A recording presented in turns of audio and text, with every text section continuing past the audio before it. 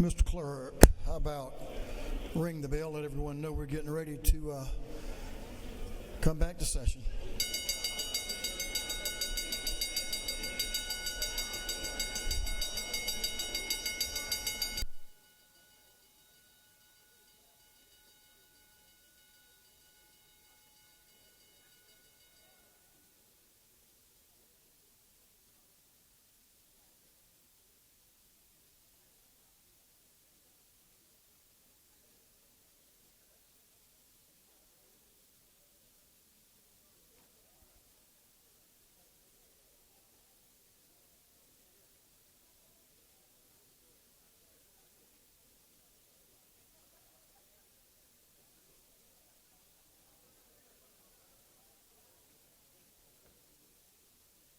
All members, please come to the floor. We're ready to call one of our most important bills of the year back to the floor. All members come to the floor.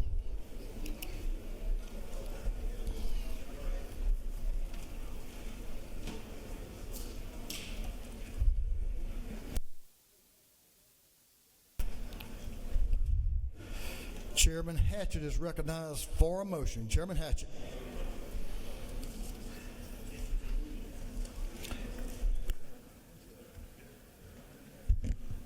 Thank you, Mr. Speaker. I move that this House agree to the Senate substitute of HB 67 as amended by the House. Thank you, Mr. Chairman. Mr. Clerk, will you read the caption? House Bill 67 by Burns, the 159th, Jones, the 47th, Abstration of the 104th, and others to be entitled an act to amend an act making and providing appropriations for the state fiscal year beginning July 1st, 2024 and ending June 30th, 2025. Chairman Hatchett is recognized to explain the Senate substitute and the House amendment. Thank you, Mr. Speaker. Colleagues, you have two items on your desk. The actual bill that was passed by the Senate, and then a smaller document that highlights the amendment and the differences between the Senate and us, and then the final column to the right is where we ended up. I guess you could say it's the conference committee, but there was not a formal conference committee done. As you know, this budget, as the Speaker just said, is the one piece of legislation that we are required to pass, and I would argue it's the most important bill you have before you today. But given the day's calendar and other bills working to cross over, I'm going to be as brief as I can. This budget includes an infusion of $4.4 billion of the original FY 2025 budget, which we passed last year. You can do a lot of good things with $4.4 billion, and we have. But for me, the centerpiece and the most important element of this budget is the storm relief package we've crafted.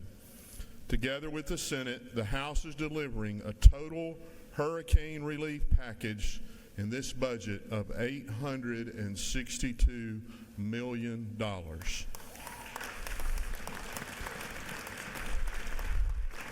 Combined with the legislation drafted to provide tax relief for those Georgians who will feel the impact of the storm for years to come, the total relief provided under this dome this session is well over $1 billion. Thank you. The House and Senate agreed with the governor's storm relief package, which addressed the most immediate and pressing issue of cleanup and recovery efforts, including $145 million in the governor's emergency fund, $299 million in the Department of Transportation to backfill lost revenue from the motor fuel suspension, to clean up debris in state roads, and to repair and replace damaged infrastructure, including signs and traffic lights, and $100 million in direct ag and timber relief. Working together, the House and the Senate built upon the governor's package by including an additional $18 million in the governor's emergency fund to help meet the state and local match of 25% for the debris removal.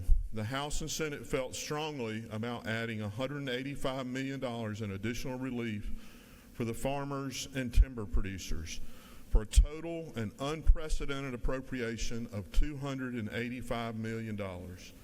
These funds will provide loans and continued debris cleanup. We know that there's pent-up demand for these funds as Georgians that were in the path of the storm continue to rebuild and replant. Agriculture and timber are important industries in our state, and we want to support them.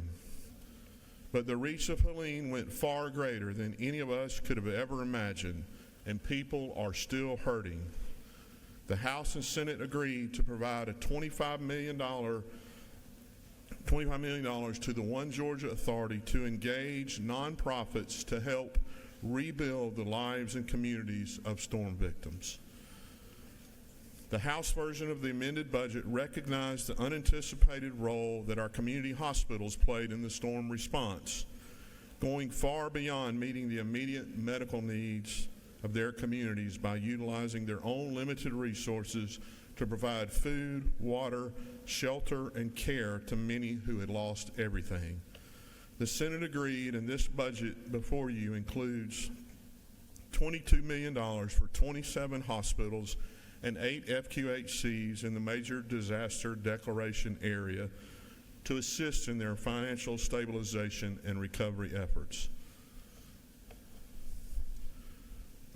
Moving on to public safety, and before I talk about the Department of Corrections, I want to shine a light on a success story in the Department of Community Supervision that demonstrates a return on investment in our human capital, our state employees. Officers in the Department of Community Supervision are responsible for supervising offenders who are on probation or parole and for monitoring their reentry back into the community. If you've been here for a few years like me, you know that improving the recruitment and retention of state law enforcement officers across multiple agencies has been a priority. Back in fiscal year 2021, officers in the department were making a starting salary of $35,000. Just 4 years later, we've improved that starting rate by $20,000, and it's having a positive impact on the agency. Last year, turnover in the agency was just 4%. Because of this improved retention, additional funds are needed, and the House and Senate added $4.5 million to cover projected personnel service expenses for the rest of the year. That's a good problem. Now moving on to the corrections. I told you several weeks ago that hurricane relief was a priority of this budget, and addressing the needs of the Department of Corrections was the other. Working together, the House and Senate have agreed to a package of support of $345 million for the department that prioritizes staffing, safety and security, and technology upgrades. Like community supervision, the Department of Correction is also seeing improvements in recruitment and retention. Salary enhancements and marketing efforts are resulting in an increased number of hires, and additional salary steps and compensation for longevity is also resulting in improved retention. Because of this, an infusion of $50.9 million is needed for new correctional officer positions, which will be utilized to improve staff to offender ratios. We've had a lot of conversations about funding for these modular units, which, despite how the name may sound, are actually maximum security prefabricated correctional units that hold 126 inmates each. The House and Senate have agreed to fund 4 of these units as recommended by the governor at a cost of $80 million. These units, along with an increased contract with our private prison partners for more bed space, are part of the state's master plan to shift inmates out of aging facilities temporarily so that long overdue repairs and maintenance can occur. The budget also includes $17 million to continue the implementation of managed access systems and drone detection to fight contraband inside the wire. In addition, the House funded and Senate agreed to nearly $18 million for new body cameras and tasers, as well as a surveillance system improving the safety of both officers and offenders. These safety tools link to an Overwatch logistics unit, so when either is turned on, surveillance officers can immediately zero in on disturbances and send additional correctional officers if necessary. The budget also includes funding for the department to continue contracts with consultants who can provide additional recommendations for cost savings and safety improvements, as well as oversee the implementation of enhancements funded in this budget. There are a few other differences between this version of HB 67 and the one that passed this chamber a few weeks ago that I'd like to point out. On economic development, in addition to the $501 million in coastal surface water resources in GFA, the final version of HB 67 includes an additional $266 million for sewer and water infrastructure for communities not impacted by the surface water expansion resources. These funds will go a long way in helping local governments access funds for water and wastewater to meet the needs of aging infrastructure. The House and Senate have agreed to an additional $5 million to recapitalize the Downtown Development Revolving Loan Program at the Department of Community Affairs. This fund will provide access to low-interest loans to communities across the state for revitalization of their downtown areas. If you were able to listen to the Economic Development Subcommittee hearing, you heard the Agricultural Commissioner talk about efforts in their rapid response to combat avian influenza. It's the other AI. Related to that need, during the bird flu event in January and February, the Poultry Veterinary Diagnostic Lab ran in a 2-week period the number of tests normally run in 6 months. This highlighted their need for additional equipment, and this budget includes $90,000 for 2 additional PCR machines so that the lab can stay ready to respond and support our poultry industry. And turning to health, there's $2.8 million is provided in the Medicaid budget for quality incentive payments at skilled nursing facilities across the state. We know there's a physician shortage in our state, and one of the best strategies we have for solving that problem is through our residency programs. As we know that doctors are more likely to become established and stay near where they complete their residency. To that end, the Senate added and the House agreed to fund $21.5 million for new and expanding GMA programs in South Georgia. We hope to build upon this foundation in the 26 budget as well. In the Human Services budget, the House and Senate recognized an unmet need for our foster youth and added $38.5 million in the Department of Human Services for growth and utilization, acknowledging the increased cost of foster care across the system. For our veterans, the House added $1 million to the Senate, and the Senate matched for a total of $2 million to support the opening of a new subacute unit at the War Veterans Nursing Home in Milledgeville. This new unit plans to open in early 2026 and will provide intensive services for veterans with severe mental illness and traumatic brain injuries. In transportation, the House and the Senate agree to enhancements in the state's intermodal programs of rail and airport aid, with airport aid receiving $7.8 million and rail receiving $12.9 million to continue upgrading state-owned rail to Class II standards. Finally, the budget includes $265 million for local road projects, a slightly higher figure than when the budget left this House. Mr. Speaker, those are the highlights of the differences between the House and Senate on this amended budget and the proposed amendment. I'll yield for any questions and ask for your favorable consideration on the Senate substitute to HB 67 as amended by the House. The gentleman has a couple of questions. Yes, sir. To your left, Whip Park, right on the front, has a question for you. Gentleman's recognized. Thank you, Mr. Speaker. Does a gentleman yield? Yes, sir. So I greatly appreciate the hard work on the supplemental budget. I did have two questions. First on, I think it's 17.4.1. First, let me express my appreciation for the House's appropriation of $35 million initially. The Senate, of course, proposed 15, and we saw ultimately an agreement of $21 million, or at least a deduction with respect to grant programs for critical hospitals. Will those funds be added to the big budget, or can you speak a little more in terms of the decrease in those grant programs? I'll speak to how we came up with this number. The number that we had when we did it first included all of the rural hospitals. The Senate then came back and said they only wanted to provide assistance to those that were actually in the path of the hurricane, the designated zones. There were about 3 or 4 different calculations, and we settled on the 21.9.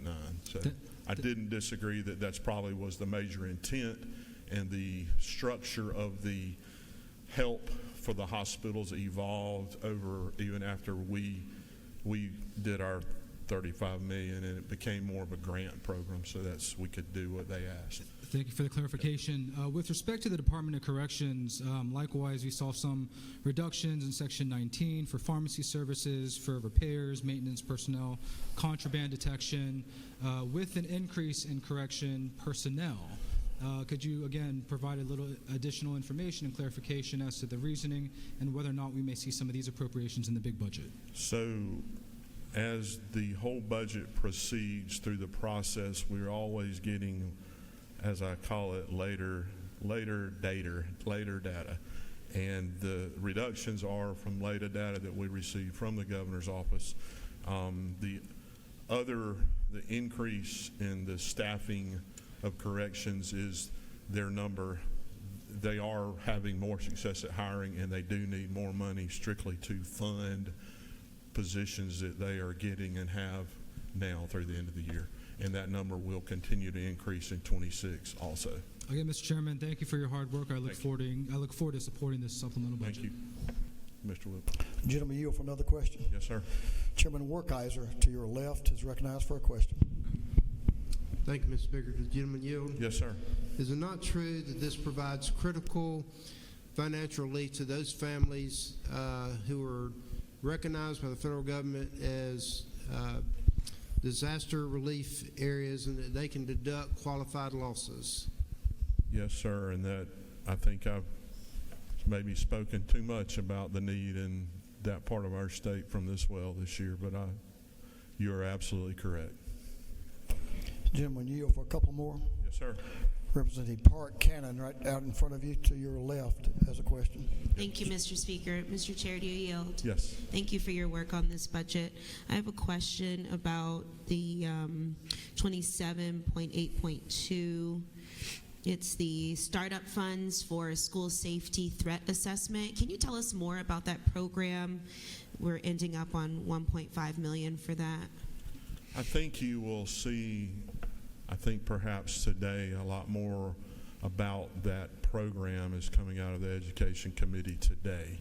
This is an initial start on the whole program, and it gives them a little bit of a starting money to go ahead and start working on the whole threat assessment program. Okay, thank you. Do you further yield? Yes. And so that this bill you're saying that's coming will tell us how schools can qualify for that? Yes, I don't know the details on it, but I know it's coming out of our education, and Chairman Irwin could probably enlighten us all on that. Okay, thank you. Do you yield for one further question? One more. Yes, ma'am. Thank you. Section 38.1.2, this is a public awareness campaign on the impacts of vaping. I'd like to thank you on that. Will this be a multilingual public awareness campaign? I'm not aware of it being multilingual, but as many things in this, they evolve, and I'm sure a request could be accepted for that. Mr. Chairman, just update. We will hear the school safety bill tomorrow, so that information will not be presented today. We can't share everything with you, Mr. Chairman. But now, I probably mislistened earlier. No, you didn't. Representative Al Williams, to your left in front of you, is recognized for a question. Thank you, Mr. Speaker. Will the gentleman yield? Yes, sir. On behalf of Representative Edna Jackson and the entire coastal delegation, we certainly want to thank you for your consideration of Savannah State University. Much needed. Thank you. We appreciate being able to help. Somebody in the back would say the Representative Williams. That's the Savannah State University. Representative Barnes, to your left, is recognized for a question. To your Thank you, Mr. Representative Speaker. Does Mighty the Barnes. gentleman yield? Yes.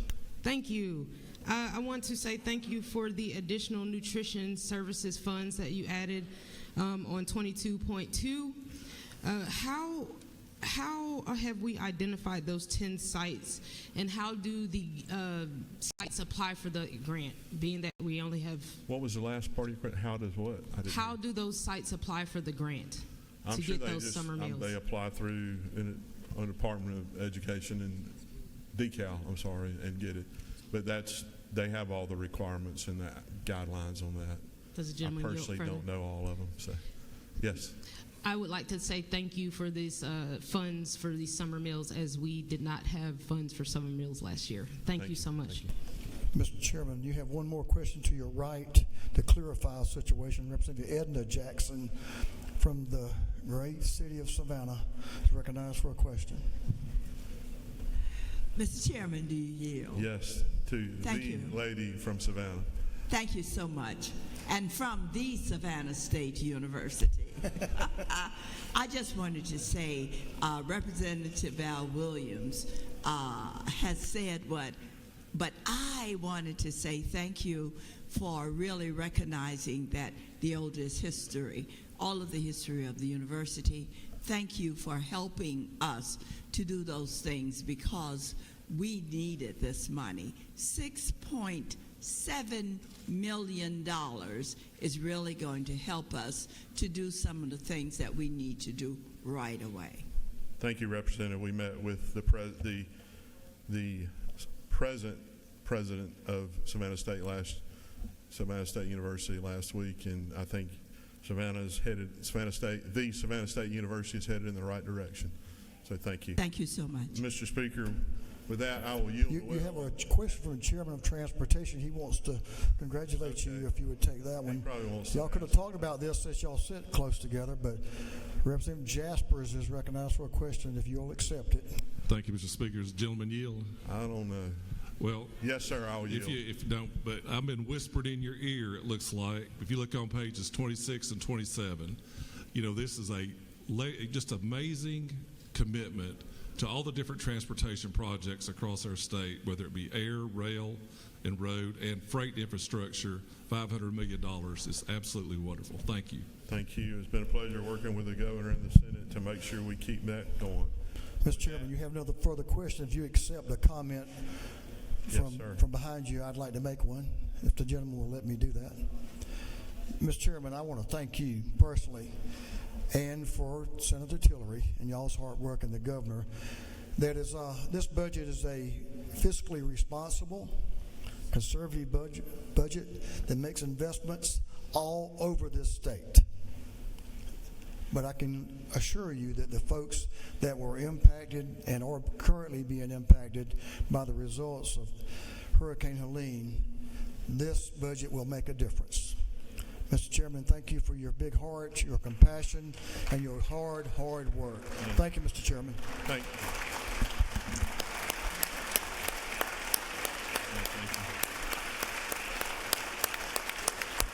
Thank you, Mr. Speaker. But as many of us in here, it's not in our notes, so we might forget to mention it. But this lady sitting right here, Miss Christine Murdoch, y'all don't know the hours she has worked, especially in the last week, to get this done. So thank you.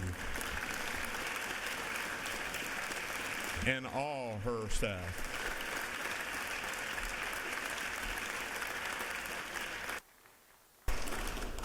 Thank you, Mr. Chairman. The gentleman is you the well.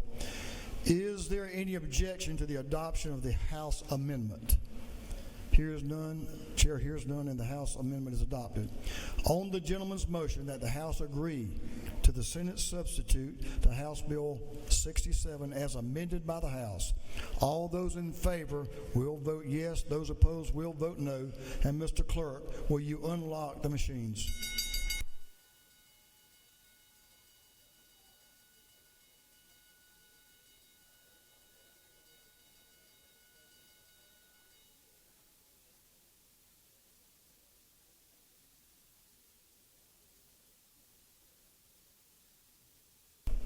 Have all members voted?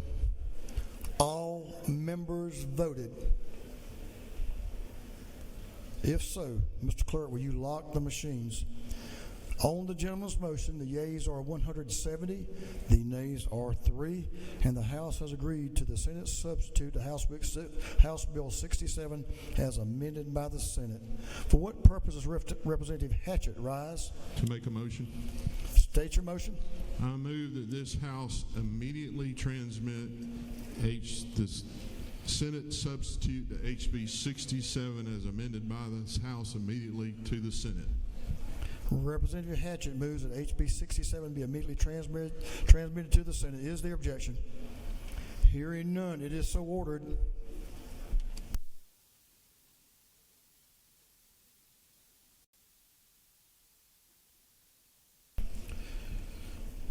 Mr. Clerk, will you read the caption to House Resolution 32? House Resolution 32 by Representative Estration of the 104th and others, a resolution proposing an amendment to the Constitution so as to increase the maximum acreage to qualify for an assessment and taxation as a bona fide conservation use property. This resolution having been referred to the Committee on Ways and Means, that committee recommends that this resolution be adopted by committee substitute.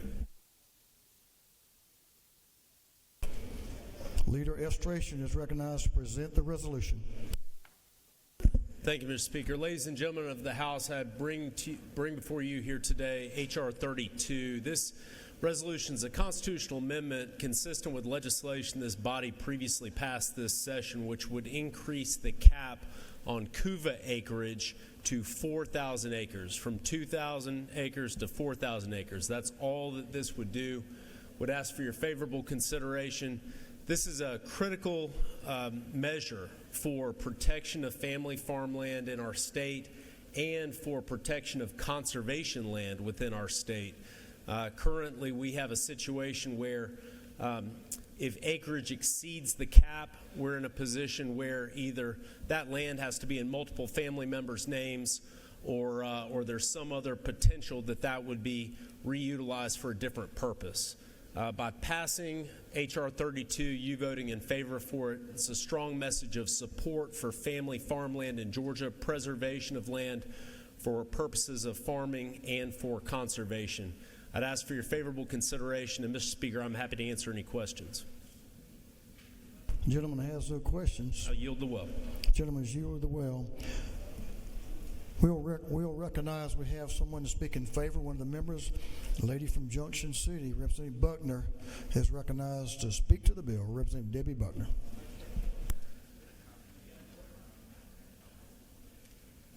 You have 10 minutes. Thank you. Thank you, Mr. Speaker. I stand in support of this resolution for a variety of reasons.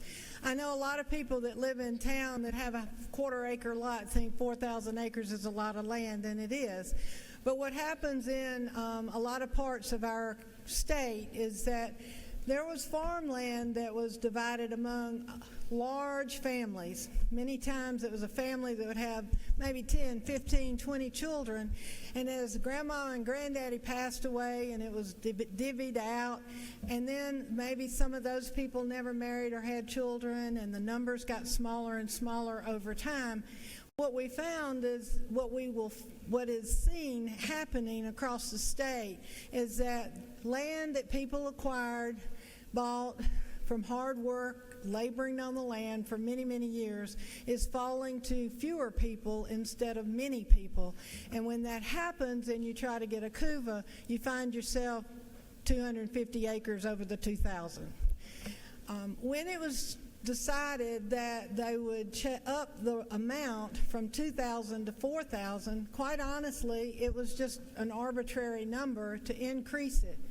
Most of the states in the United States do not have a cap on this because they want people planting trees and doing conservation on as much land as possible. And that's what this is about. It is a conservation use. It is to help people be able to afford to keep the land cleared, to do the prescribed burns, to plant the trees, which are not cheap. And they have to plant them and wait 20 years for their first crop. Maybe 10 or 15 sometimes, but it's on average 15 to 20 years. So they're not cash crops that come around every year. And the last thing that I want to say about that is when we think about that this is something that's helping with conservation, it's not just helping the people out in the hinterlands of Georgia. When you have clean air anywhere in Georgia, when you have clean water anywhere in Georgia, it's because of forest land that's everywhere in Georgia. And we need to be sure that we help as much as possible. So I urge your favorable support of this resolution because it will help keep Georgia growing trees. It will help keep Georgia have communities that, quite frankly, when you think about giving a tax break in a rural community, you think, well, maybe that's hurting that community. But trees don't have to have police. Trees don't have to have schools. Trees don't have to have a lot of the things that high-end neighborhoods do. And so we are keeping the farmlands and the tree lands growing, and that's what we want to have happen in Georgia for clean air and clean water.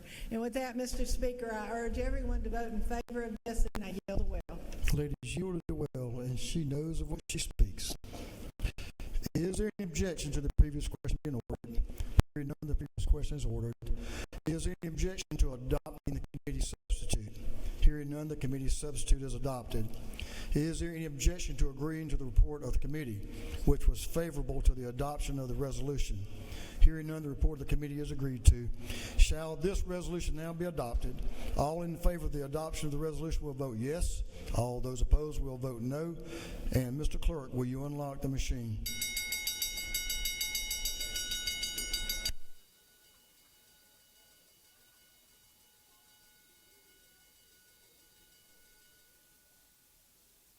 Have all members voted?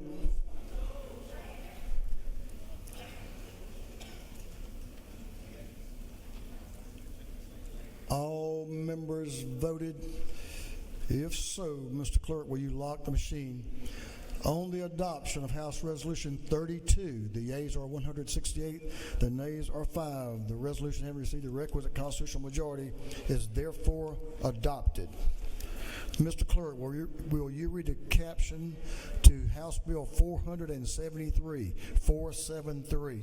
House Bill 473 by Representative Stevens and the 164th and others to be entitled an act to amend Chapter 13 and Title 16 of the Official Code of Georgia annotated relating to controlled substances so as to provide for certain provisions relating to Schedule I controlled substances. This bill having referred to the Committee on Health, that committee recommends that this bill do pass. Chair recognizes the gentleman from, is it Garden City or Port Wentworth? Savannah. That was close.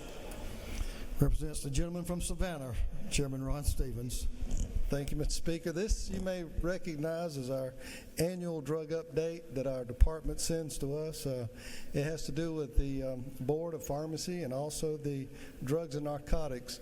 As you're flipping through, I've had some of you come down and ask, what does this mean? If you're starting, the first 4 sections are talking about Schedule I drugs. That's drugs that are typically highly abused and have no medical use.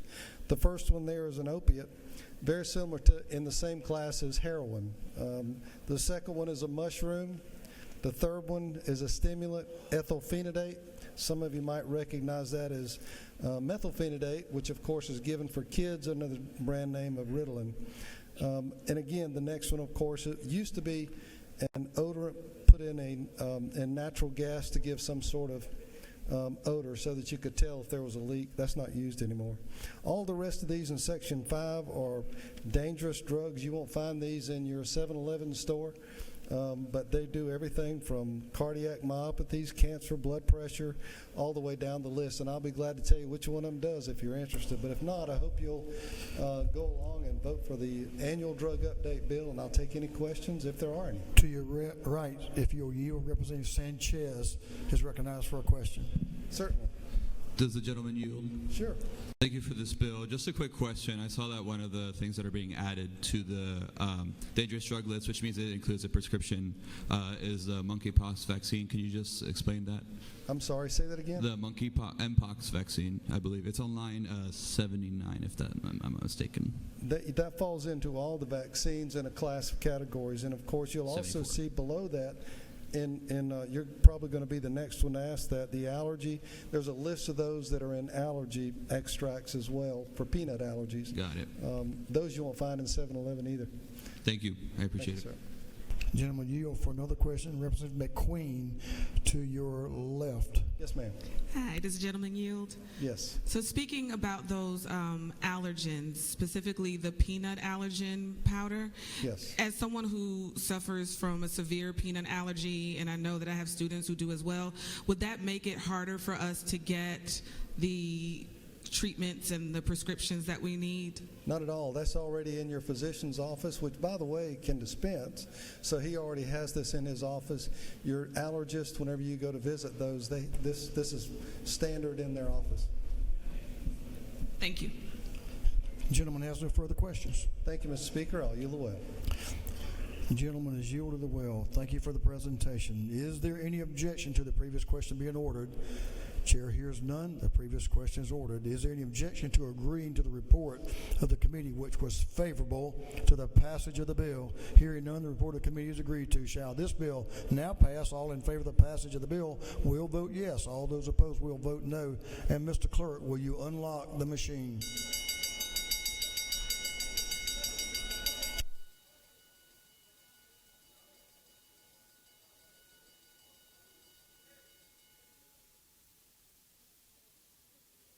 Have all members voted? All members voted. If so, Mr. Clerk, will you lock the machine? On the passage of House Bill 473, the yeas are 170, the nays are 0. This bill, having received the requisite constitutional majority, is therefore passed. Mr. Clerk, will you read the caption to House Bill 399?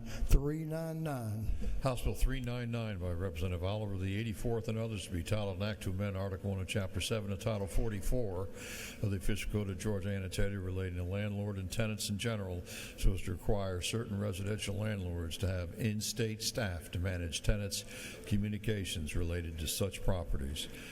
This bill having been referred to the Committee on Governmental Affairs, that committee recommends that this bill do pass by committee substitute. Representative Oliver is recognized to present the bill. The lady is recognized. Thank you, Mr. Speaker, for allowing me to bring for your favorable consideration and hopefully your vote House Bill 399, which addresses issue of accountability of the out-of-state large investors, large hedge funds, large moneyed entities that are purchasing significant portions of our single-family homes across Georgia, particularly targeting the Atlanta area.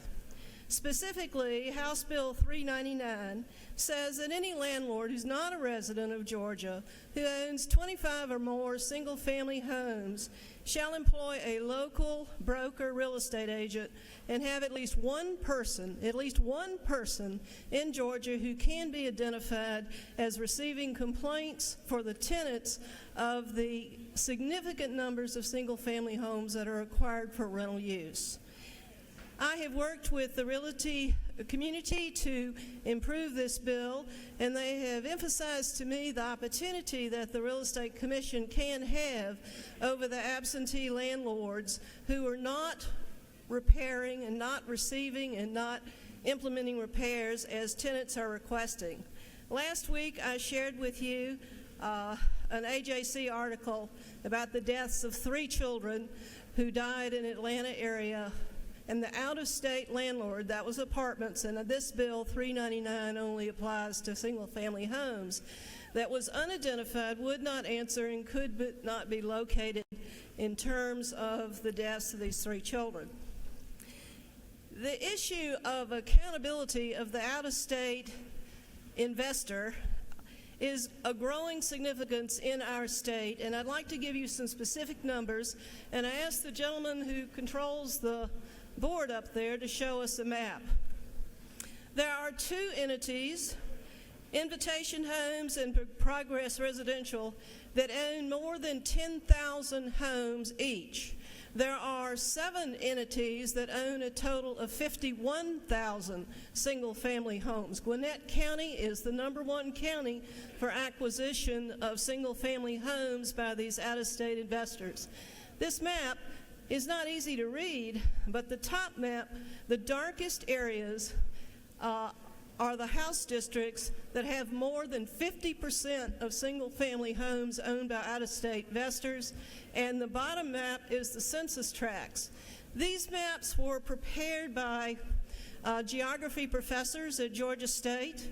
We also had hearings, thank you to the chairman of the Government Affairs Committee, that brought to us academics from both Georgia State and Georgia Tech to discuss the significant impact on our economy of this purchase of single-family homes. Bringing it home to House District 84, there are 1,012 single-family homes in House District 84 that I represent that are owned by out-of-state investors, and 42.3% of those 1,012 homes are owned by an out-of-state investor. Why is this important? I think that we all know why it's important. It affects our economy in significant ways. If you are a single family, young family looking to purchase a home, these investors are taking assets out of Georgia. They're making a profit on the rents charge, they're making a profit on the acceleration of values, and that profit is not being enjoyed and earned by Georgia families. It affects the economy of the developer. If you're trying to develop a suburb, if you're trying to develop new housing stock, you are going to be competing with these entities who are going to raise the prices, take it away from your opportunity. It's even going to affect the governor, who is trying to create workforce housing across Georgia. This is a big deal, and I think that $3.99 is a small step. There are many of you who have talked with me about this issue, both sides of the aisle, obviously. There are several other bills that Governor Affairs Chair allowed us to have a good discussion about, and I'm delighted that more of us are recognizing the phenomena of loss of wealth from the individual families and from the businesses of Georgia. Thank you again for this opportunity to discuss this major issue. Let me personalize it a little more. For the last 80 years, since World War II, when 2 generations of the Oliver family purchased their first home during World War II, as my dad was going off to the Navy, in a small old neighborhood within 1 mile of Emory University. We have 2 generations owned 5 homes since World War II, and each one of those homes close to the same community where we had small businesses, we had good schools, we had safe neighborhoods, and we were able to acquire equities through these homes over a long period of time. When my parents' home in older neighborhood, they were not able to be there by themselves, and my mother came to live with me, the equity from that home allowed her to have full-time home care in my home for many years into her 90s. I say this to you, that this is an issue that affects all of us. It's an issue that I'm glad we're paying attention to. And Mr. Speaker, I am happy to stand for questions. Thank you for your explanation of the bill. You do have a couple of questions. The lady's will she yield? Yes, sir. Representative Hefner to your left, about midway's back. Thank you, Representative. Did the gentlelady yield? Yes, ma'am. So thank you. I will be supporting this bill because of what it offers renters, especially in the occurrences of natural disasters where they need to have some immediacy and some response. But does the gentlelady yield for a question? Yes, ma'am. Is it true that this bill does not interfere with the Federal Civil Service Members Relief Act, where those members who are military, veterans, or active duty are deployed?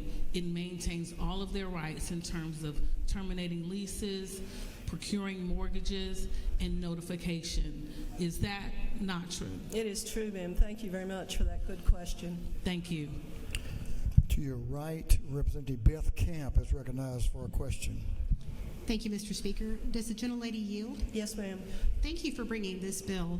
Is it not true, that what this bill does, it's very short, but it puts the purview of the Georgia Real Estate Commission over the property managers. So if someone is a bad actor, there is actually an entity that they can contact, and the people who are the bad actors, their license can be in jeopardy, and their ability to rent in our state could be compromised if they do not fulfill their duties as landlords.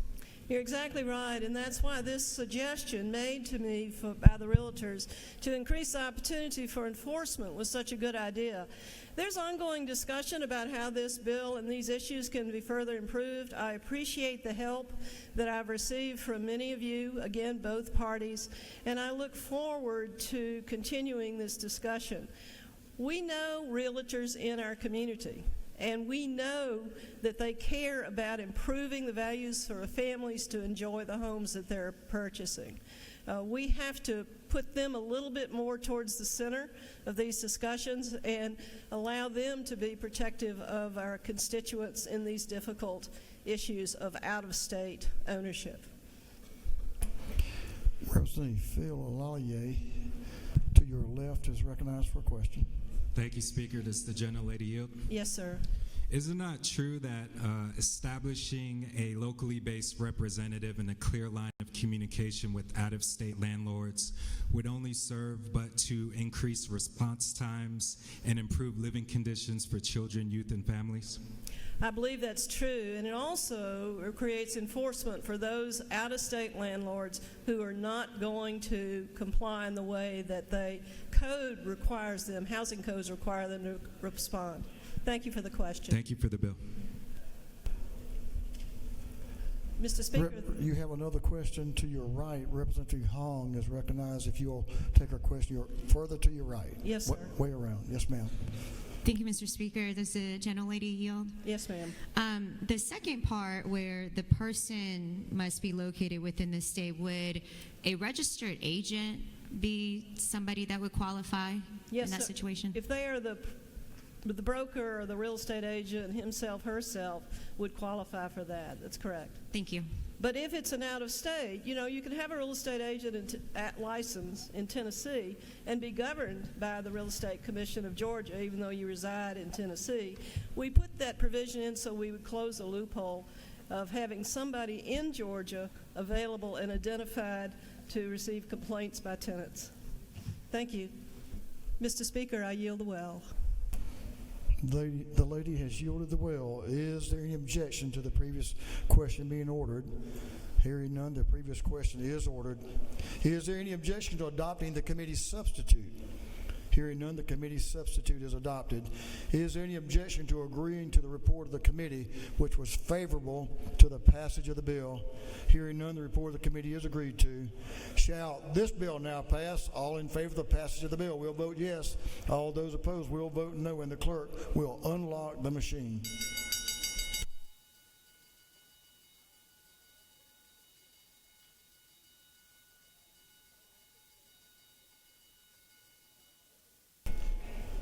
Have all members voted? All members voted? If so, Mr. Clerk, will you lock the machine? On the passage of House Bill 399, the yeas are 163, the nays are 4. The bill, having received the requisite constitutional majority, is therefore passed.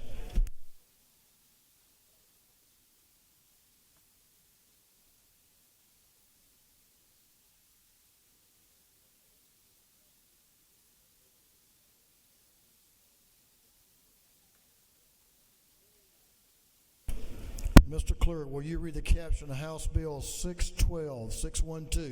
House Bill 612 by Representative Dempsey, the 13th, and others to be entitled an act to amend Article 1 of Chapter 2, Title 37 of the Official Code of Georgia annotated relating to general provisions regarding the administration of mental health, developmental disabilities, addictive diseases, and other disability services. This bill having referred to the Committee on Health, that committee recommends that this bill do pass.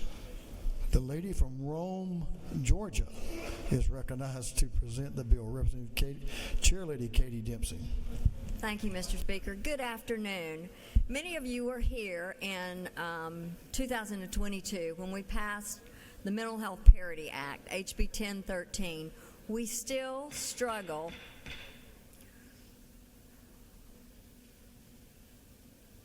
Proceed. That act endeavored to ensure that mental health and substance abuse treatment receive the exact same insurance coverage as physical health services do. There are still struggles involved in this, though. While we do have an online portal for challenges to be reported on, there is concern that the data may not be accurate. So this bill takes a step forward by adding a member to the Behavioral Health Coordinating Council. One member will be added. I serve on that council, and I think it will be a great thing for this to be added. The Commissioner of Insurance will be there and have a voice to represent the challenges that we face. It will also establish a parity compliance review panel made up of 6 members to actually put their muscle behind making sure that we are delivering what we promised in a bill back in 2022. It will hold insurers accountable for parity compliance, creating a formal mechanism to review and address complaints. This bill is a significant step forward, ensuring that mental health care is treated equally to physical health care with the insurance system of our state of Georgia. Mr. Speaker, that is the bill. If there are any questions, I'll be able to take them. Lady has no further questions, or no questions. Thank you. I yield the well and ask for your favorable support to help true Georgians with true needs. Thank you for the bill. Lady has yielded the well. Is there any objection to the previous question being ordered? Hearing none, the previous question is ordered. Is there any objection to agreeing to the report of the committee, which was favorable to the passage of the bill? Hearing none, the report of the committee is agreed to. Shall this bill now pass? All in favor of the passage of the bill will vote yes. All those opposed will vote no. And Mr. Clerk, will you unlock the machine?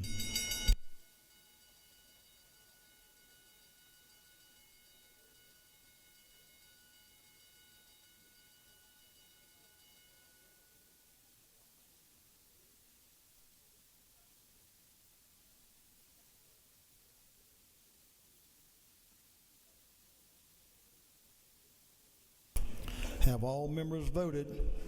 All members voted. If so, Mr. Clerk, will you lock the machine? On the passage of House Bill 612, the yeas are 170 and nays are 2. This bill, having received the requisite constitutional majority, is therefore adopted. Therefore passed. Mr. Clerk, will you read the caption of House Bill 454? House Bill 454 by Representative Gaines, the 120th, and others to be entitled an act to amend Chapter 3 of Title 12 of the Official Code of Georgia annotated relating to parks, historic areas, memorials, and recreation so as to create the Vince Dooley Battlefield Trust Fund and Vince Dooley Battlefield Trust Fund program. This bill having referred to the Committee on Game, Fish, and Parks. That committee recommend that this bill do pass by committee substitute. The gentleman from Athens, Representative Houston Gaines, is recognized to present the bill. Representative Gaines. Thank you, Mr. Speaker. I'm pleased to present House Bill 454, the Vince Dooley Battlefield Trust, a bill that will help us preserve some of our historic battlefields in Georgia. This legislation is named for the late, great Coach Vince Dooley, a lifelong history buff and a proponent of battlefield conservation and a great friend to many of us here today. Coach Dooley loved history, and he served on the board for the American Battlefield Trust. This bill will create a trust fund administered by the Department of Natural Resources, and importantly, it doesn't create any new administration or a new board to oversee this effort. The fund may include appropriations if we were to do so in the budget, It also would include public or private grants, gifts, donations, or contributions dedicated to the fund. DNR would review and approve project proposals for matching grants for the purchase or permanent protective interests in our Georgia battlefields. This measure does require that any organization selected for grants must match dollar for dollar any money given to the fund. Many other states up and down the East Coast have invested similar efforts that work to preserve historic battlefields, including Virginia, North Carolina, Kentucky, and others. The federal government has done similar and often matches state and private funds. As we see more and more development creeping throughout our state, I think efforts to preserve these historic sites has never been more important. And in doing so, we'll help share and preserve our country's history and help educate future generations of Americans. Mr. Speaker, I'm happy to answer any questions. Gentleman has a question to your left. Chairman Petrie, your extreme left. Gentleman's recognized. Thank you, Mr. Speaker. Does the gentleman yield? I do. My friend, is it not true that the tide was turned in the Revolution by wars in the South, and many of those battlefields are here in Georgia? Kettle Creek, Briar Creek, Siege of Savannah, Siege of Augusta, men like John Twiggs and so many others, Lackland McIntosh. And we've really failed to recognize those sites as well as we could. You've given us an opportunity to do that, and I want you to know how much I appreciate that. Well, thank you, and appreciate your support and support of this body, and would ask for everyone's favorable consideration. I'll leave the well. You can ask Representative Donahue has a question. Sorry. I think that'll be your last one. Sorry, Gentleman's recognized. Another question. Does the gentleman yield? Yes, sir. To my delegation, mate. Yes, sir. And I'm sorry I'm losing my voice, but is it not true that the Vince Dooley Battlefield Trust Fund Act will significantly aid in preserving our state historic battlefields for the future generations to come? It does. Yes, sir. Thank you. Thank you, my friend. Thank you. Take care. Thank you. The gentleman has no further questions. I'll yield the well. The gentleman has yielded the well. Thank you for bringing the bill. Is there any objection to the previous question being ordered? Hearing none, the previous question is ordered. Is there any objection to adopting the committee's substitute? Hearing none, the committee's substitute is adopted. Is there any objection to agreeing to the report of the committee, which was favorable to the passage of the bill? Hearing none, the report of the committee is agreed to. Shall this bill now pass? All in favor of the passage of the bill will vote yes. All those opposed will vote no. And Mr. Clerk, will you unlock the machine?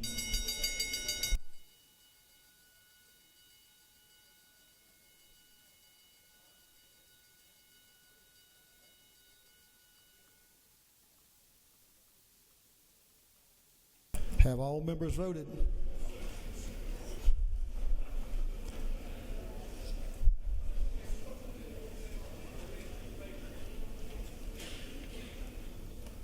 All members voted. If so, Mr. Clerk, will you lock the machine?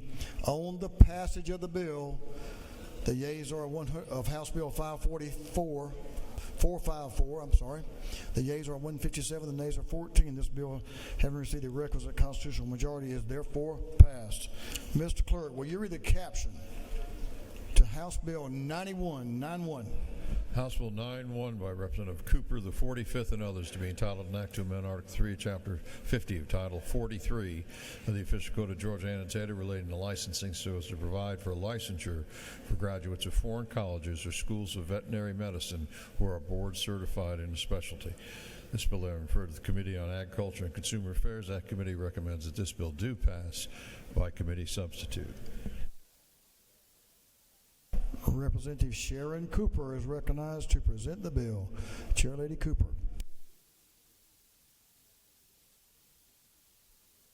Not. Okay, ladies and gentlemen, I bring you the substitute to House Bill 91. Across our state, we are in dire need of more vets, and we are especially in need of vets that are board certified, believe it or not. There's a 3-year course, sometimes a 4-year course for vets to further their education and become board certified in surgery and orthopedics, in all, basically, pretty much all the specialties we have in medicine. And this would allow vets that have gone to a foreign vet school, but most of them are already in this country, and they go to usually an American school for this 4-year course or 3-year course, and it would allow them to practice to be and they are certified by one of the board certification approved boards in our state, they would be allowed to practice in the state of Georgia. If there are no questions, Mr. Speaker, that's what the bill does, and I will yield the well. Thank you. Lady has no questions. Ladies yielded the will. Is there any objection to the previous question being ordered? Hearing none, the previous question is ordered. Is there any objection to adopting the committee's substitute? Hearing none, the committee's substitute is adopted. Is there any objection to agreeing to the report of the committee, which was favorable to the passage of the bill?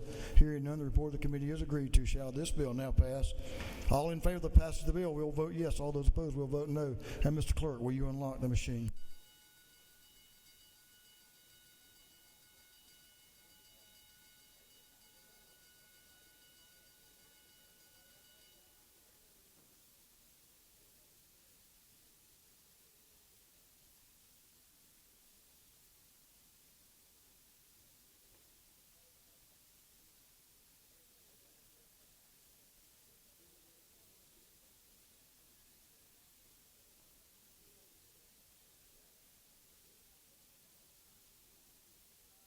Have all members voted?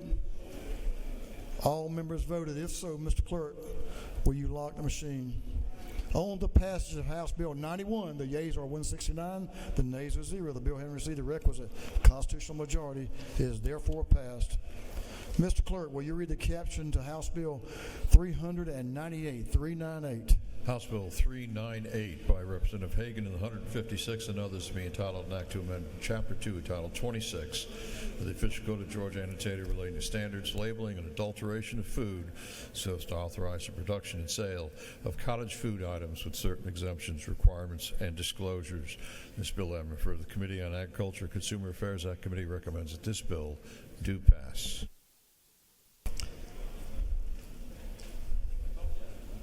You got something you can put up in a minute. Tell us when you're ready. Representative Hagan is recognized to present the bill. Thank you, Mr. Speaker.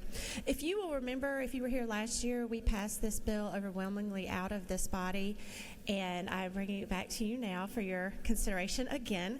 This bill encourages small business growth and entrepreneurship by opening a new delivery stream for our cottage food operators. If you remember, our cottage food operators are licensed through the Department of Ag.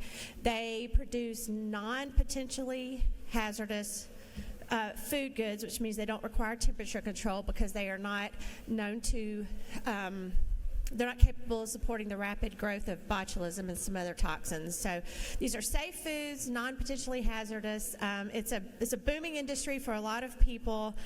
Currently, sales of cottage food products are only allowed directly to the consumer. This bill would allow sales via a third-party seller like a grocery store or a restaurant. And why does this matter? Because cottage food operators are, at their very core, just pure entrepreneurs. They get an idea, they go to their kitchen, and they see if they can make it work. They get licensed through the Department of Ag, and there's your business. So this is something that those of us that support small business would definitely want to encourage. It'll get their products in front of more of their potential consumers. And also, according to the Department of Agriculture, most, if not all of us, have got cottage food operators in our district. And they are very excited to potentially have another stream of delivery for their products. So, Mr. Speaker, I would stand for a question if there is one, but I would also ask for your favorable consideration for this bill to encourage entrepreneurism and the growth of small businesses in our state. Lady has no questions. Thank you very much. I yield the will. Ladies yielded the will. Is there any objection to the previous question being ordered? Hearing none, the previous question is ordered. Is there any objection to agreeing to the report of the committee, which was favorable to the passage of the bill? Hearing none, the report of the committee is agreed to. Shall this bill now pass?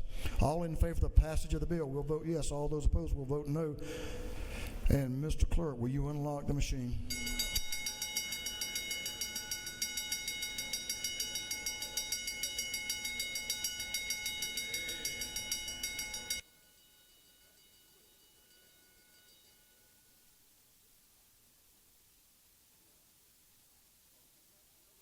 Have all members voted? For what purpose is Representative Camp rise? Parliamentary inquiry. State your inquiry. Mr. Speaker, is it not true this bill ensures consumer protection by requiring proper labeling and disclosure for all cottage food products sold in Georgia? That's what I read. I thought it was a good bill. Thank you for the question. Have all members voted? All members voted. For what purpose is Representative Wilkerson rise? Parliamentary inquiry. State your inquiry, sir. Is it not true that the delicious turtles that many of our members enjoy are our cottage food products? And I am very much appreciative of all those that have supported this bill. I know the gentleman knows of what he speaks, and he's pretty good at those cottage foods, too. Thank you for your benefiting us all. Mr. Clerk, I think all the members have voted. All members voted. If so, will you please lock the machine on the passage of House Bill 398, HB 398. The yeas are 171, the nays are 2. The bill, having received the requisite constitutional majority, is therefore passed.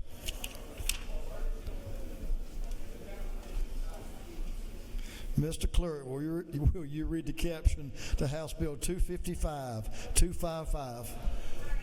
House Bill 255 by Representative McLean of the 109th and others to be entitled an act to amend Code Section 40-286 of the Official Code of Georgia Annotated relating to special license plates promoting or supporting certain worthy agencies, funds, or nonprofit corporations with proceeds dispersed to the general fund. This bill having referred to the Committee on Motor Vehicles. That committee recommends that this bill do pass by committee substitute. A great former Atlanta Falcon and a great member of this House, Representative Dewey McLean, is recognized to present the bill. Thank you, Mr. Speaker and colleagues. I bring you all HB 255. HB 255, it established a specialty license plate for Southern University and the Delta Sigma Theta. I heard our chairman say today was Delta Day. We had roughly 250 Delta members in the House today, so I want you all to realize that the funds from these tags will go there.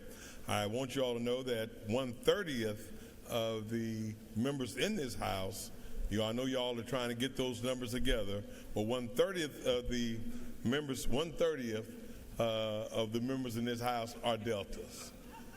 That's good, 6. So there's 6 Deltas in this House.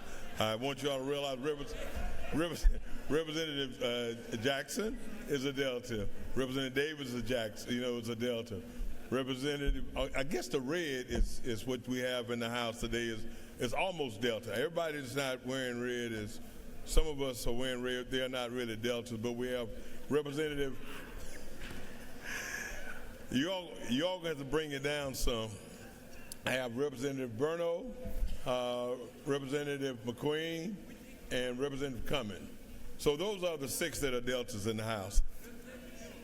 And Representative Jones, I'm sorry, and Representative Jones. So I want you all to know that this is a tag that this will help them do the things they want to do in the community. Southern University is, we have some great alumnus in the state of Georgia from Southern. The Keith Gamage, who is the solicitor of Fulton County, he's from Southern University. I always tell people that Karen Cobb, who's also the judge in West, who's in Cobb County, is the judge from Southern University. And I always, since we know a little about football, Mel Blunt, the All-Pro defensive back, he was a graduate of Southern University. No, I did not go to Southern University. I want to make that clear. But it was one of the schools as a young high schooler I did apply to, but they didn't want any Oklahoma kids. Don't know why. But with that in mind, Mr. Speaker, I ask for everyone to support these 2 great organizations because they do a lot of things for the community, as well as a lot of our students in Georgia go to Southern University. In fact, there were over 800 that applied last year, and 350 plus were admitted. So with that in mind, Mr. Speaker, I'll take any questions as long as they're not football. I don't know about that part, but you have a whole heap of questions. Okay, Mr. Speaker, wait a minute. This is not my first bill, so I don't need all these questions, okay? This is not No. Well, and the other part of it, you're bigger than any of these want to ask you a question too. So, I think I best recognize that. Representative Berry is recognized for a question. He's to your left, right in front of your seat back there. Gentleman's recognized. Thank you, Mr. Speaker. Will the gentleman yield? Yes, I will yield for my seatmate, my sweet mate, and somebody that I see roughly. Yes, I do. So is it not true that you have not presented a bill in a minute, correct? I'm sorry? Is it not true that you've not presented a bill before us in a minute, correct? Yes, that's correct. Will you further yield? Yes. Think you do it again to get some more practice for us? Yes. Thank you. I'm just kidding. But I want to say thank you very much for that question, because he was back there working on a question, and I gave him one, but I answered it already, that I did not attend Southern University. Mr. Speaker. You got to train them, there, Representative. Yes. So you got a couple more. I'm going to add, if you'll take two more from Representative. I think you said something about it. Representative Bernal is recognized. Did you have a question? Mr. Bernal, yes, I will. Thank you, Mr. Speaker. Does the gentleman yield? Yes, I do. Is it not true that I am a graduate of Southern University? Yes. Mr. Speaker, that is so true. She is what we call a twofer. She is a graduate of Southern University, and she's also a Delta Sigma Theta. So she is a twofer in this house. There's no doubt. Now, this is the last one. This is an important question. I'm not sure where he graduated from, but I'm sure y'all will work this out. Representative Al Williams from down on the coast has a question. Thank you, Mr. Speaker. Will the gentleman yield? Yes, I do, for my friend, my Cigar Caucus friend. Yes, I do. Is it not true that you are one for? That is true. What I mean is, you really wanted the tags to be from your school, but you were the only graduate in all of Georgia that went to your school in Oklahoma. So we couldn't possibly do it. Mr. Speaker, I'm going to yield a well, but I do know there's two, because the president of Valdosta State is a graduate of East Central University. Yes. So I just want you to know that. Mr. Speaker, with that, I'm going to yield the well. Gentlemen's yield the well. Thank you for your persistence on getting this done. We're glad to work on it. Gentlemen's yielded the well. Is there any objection to the previous question being ordered? Hearing none, the previous question is ordered. Is there any objection to adopting the committee substitute? Hearing none, the committee substitute is adopted. Is there any objection to agreeing to the report of the committee, which was favorable to the passage of the bill? Hearing none, the report of the committee is agreed to. Shall this bill now pass? All in favor of the passage of the bill will vote yes. All those opposed will vote no. And Mr. Clerk, will you unlock the machine?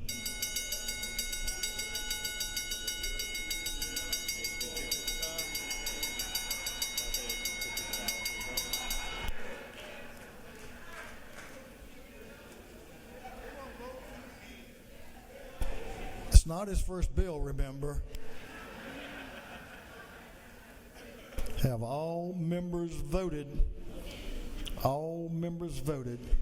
If so, Mr. Clerk, will you lock the machine? On the passage of House Bill 255, the yeas are 168, the nays are 0. This bill, having received the requisite constitutional majority, is therefore passed. Mr. Clerk, will you read the caption of House Bill 229? House Bill 229 by Representative Neal of the 79th and others, to be entitled an act to amend Code Section 4883 of the Official Code of Georgia Annotated relating exemptions from sales and use taxes, so as to exempt from local taxes the sale or use of materials used in construction of capital outlay projects. This bill having been referred to the Committee on Ways and Means, that committee recommends that this bill do pass by committee substitute. You ready, Representative Neal? Representative Yasmin Neal is recognized to present House Bill 229. The lady's recognized. Thank you to the Speaker. Thank you to this body. Today I bring to you House Bill 229. All this bill does is allows for local school districts who have eSPLOST capital building projects to have their local sales taxes exempt when they purchase construction materials. This just allows for school districts to save a few extra dollars during their educational developments, which they can reinvest in their communities.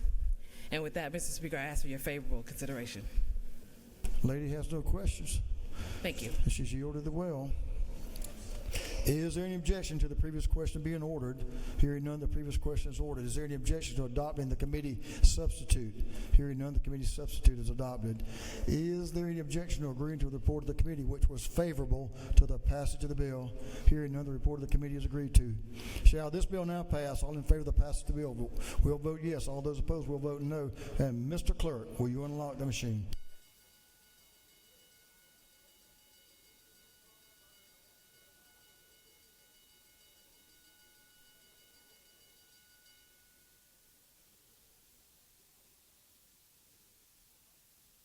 Have all members voted? All members voted. If so,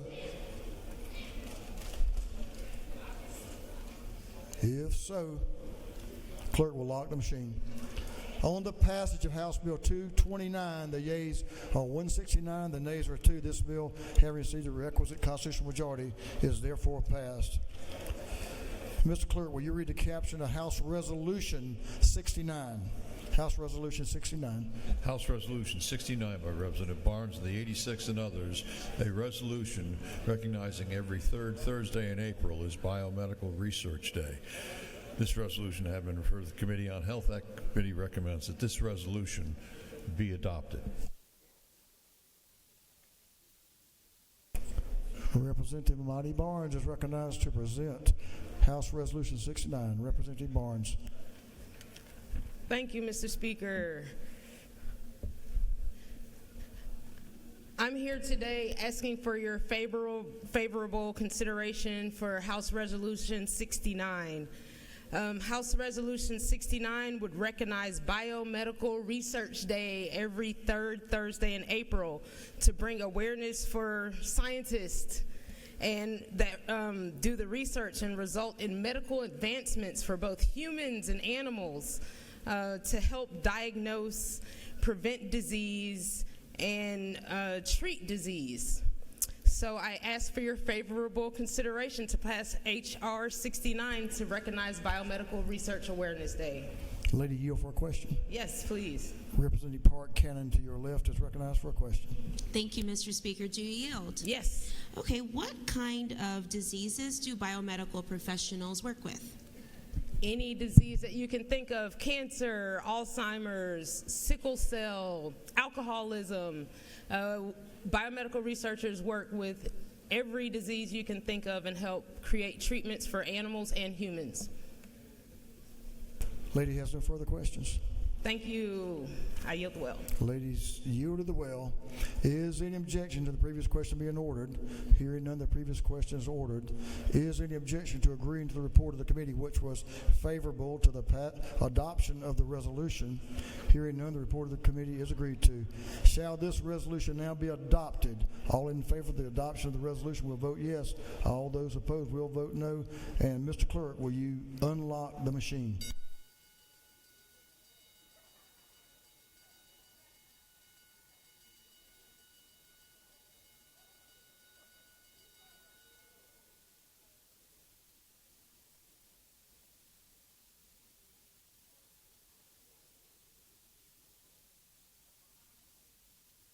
Have all members voted? All members voted. For what purpose does Whip Burchett rise? Parliamentary inquiry. State your inquiry. Isn't it true that the representative that was just in the well, this may be her first bill? Oh, she almost slipped by, didn't she? I see the chairman of the caucus is back there with her, though. A good catch. For what purpose does the leader of the minority caucus rise, Representative Hughley? Parliamentary inquiry, Mr. Speaker. State your inquiry. Isn't it true that even though it was her first bill, she did an outstanding job?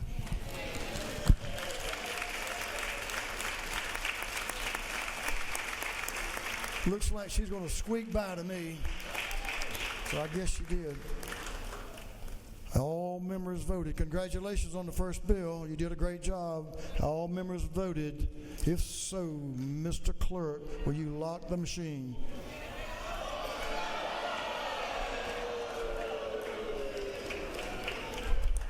He he's a little slow. On the adoption of House Resolution 69, the yeas are 171, the nays are 1.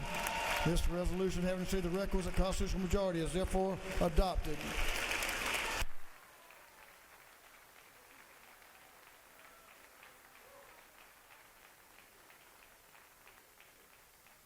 Congratulations to the lady.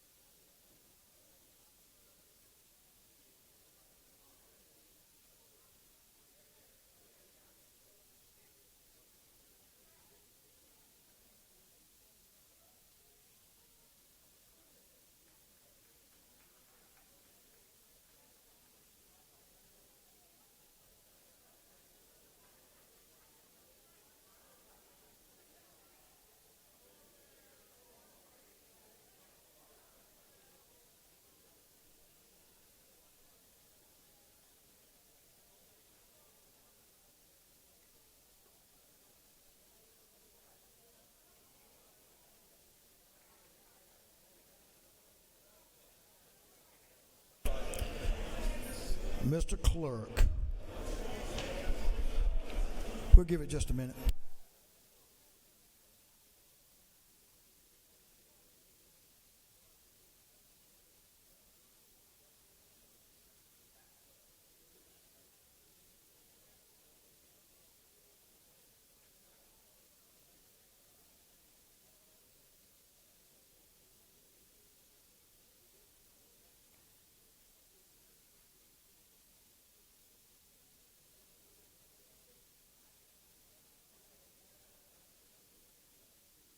Mr. Clerk, will you read the caption of House Bill 141? House Bill 141 by Representative Montana the 17th and others to be entitled an act to amend Code Section 481314 of the Official Code of Georgia Annotated relating to levy on business or practitioner within location or office in more than one jurisdiction, allocating gross receipts and limits on levies using criteria for taxation. This bill I referred to the Committee on Ways and Means. That committee recommends that this bill do pass by committee substitute. Representative Montahan is recognized to present House Bill 141. Gentleman is recognized. Thank you, Mr. Speaker. Members of the House, today I rise to present House Bill 141. This bill seeks to protect the financial privacy of businesses, ensuring local governments continue to receive the revenue they need to function effectively. Currently, when businesses report their gross receipts for the purposes of calculating local business taxes, they often are required to submit detailed financial records, including tax returns, P&Ls, and other proprietary financial documents to local jurisdictions. This practice raises several concerns for small business owners and entrepreneurs across our state. Many business owners are understandably reluctant to disclose sensitive financial data to government entities, particularly when that information includes proprietary vendor relationships, competitive pricing details, payroll data, and other confidential financial records. So, under House Bill 141, businesses will no longer be required to turn over their full financial records to local governments in order to determine their occupational tax liability. Instead, a CPA who is bound by strict ethical and fiduciary standards could certify the gross receipts on behalf of the business. The local government will continue to collect the required business occupation tax, ensuring no loss of revenue for the jurisdiction, while also protecting the privacy of business owners. And with that, Mr. Speaker, I will yield for questions. Let's see, the gentleman has a question if he'll yield. I'll take one. Representative Ramon, to your left, right up the center aisle, is recognized for a question. Thank you, Mr. Speaker. Does the gentleman yield? I yield. So if, for example, the city had questions about any of the financial information, could they still request the tax returns, or does that mean they just can't request that at all? No, if a CPA certifies these results and the financial information, that is what they're going to get under this bill. The gentleman has no further questions. Thank you, Mr. Speaker. Yield the well. The gentleman has yielded the well. Is there any objections to the previous question being ordered? Hearing none, the previous question is ordered. Is there any objection to adopting the committee substitute? Hearing none, the committee substitute is adopted. Is there any objection to agreeing to the report of the committee, which was favorable to the passage of the bill? Hearing none, the report of the committee is agreed to. Shall this bill now pass? All in favor of the passage of the bill will vote yes. All those opposed will vote no. And Mr. Clerk, will you unlock the machine?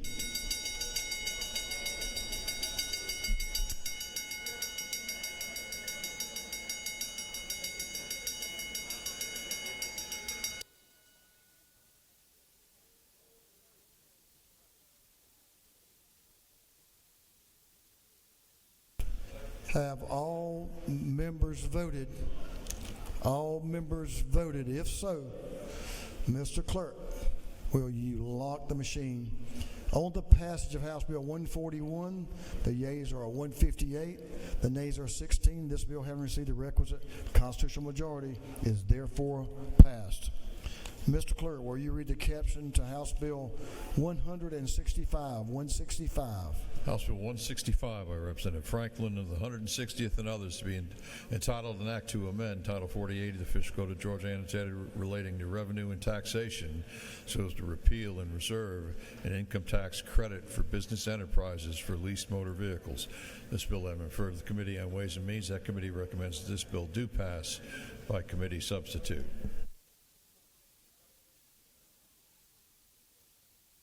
Representative Lehman Franklin is recognized to present the bill. Representative Franklin. Thank you, Mr. Speaker. Colleagues, this is another way to try to help with the hurricane relief disaster that we've had. It's another attempt to do all that we can for those that were hurt. But basically what this bill does is it would extend the net casualty loss deduction to non-itemizers who would take the deduction on top of that standard deduction. So we currently do not conform to the federal standard deduction, so to conform with the federal intention to allow this deduction, we would need the additional clarifying language. So having said all of that, basically, if you don't qualify for to take itemized return, you can take this casualty deduction on your standard return. And that's all the bill does. Mr. Speaker, I'll take any questions that may have. The gentleman has no questions. Thank you. I yield the will. The gentleman is yielded the will.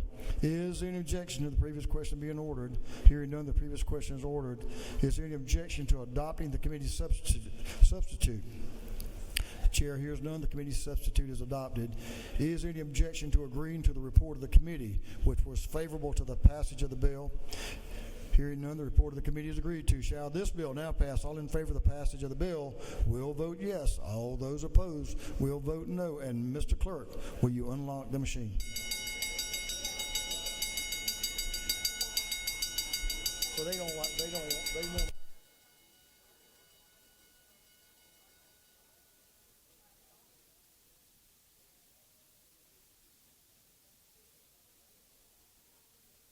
Have all members voted?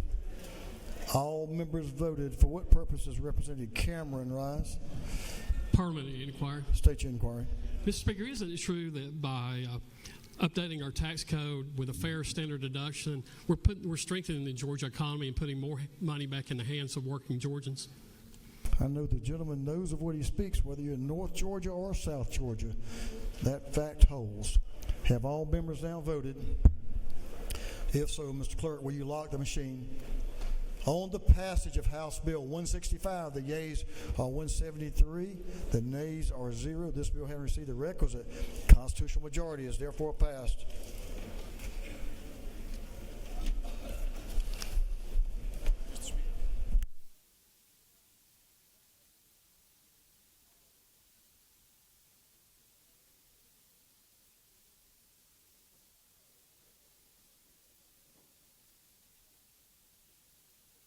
Mr. Clerk, will you read the caption to House Bill 262? 262. House Bill 262 by Representative Osteen of the 169th and others to be entitled an act to amend Chapter 2, Title 31 of the Official Code of Georgia annotated relating to the Department of Community Health so as to provide for a grant program for the purposes of acquiring and installing backup generators. This bill has been referred to the Committee on Rural Development. That committee recommends that this bill do pass by committee substitute. Let's see. The author of this bill is a lady from rural South Georgia, Representative Angie. Wait just a minute now.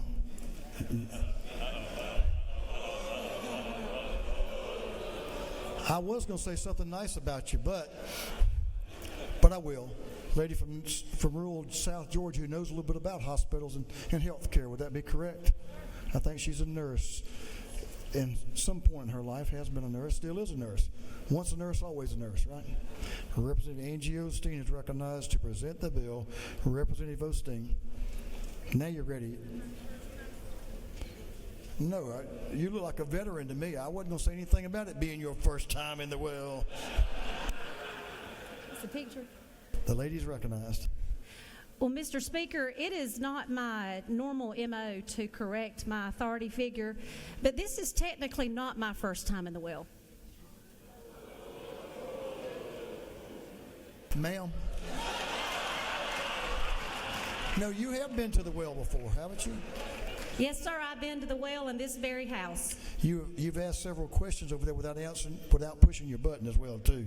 So you're a real veteran of this process. That might be because I've had a lot of help from my friend Chaz Cannon and Brent Cox.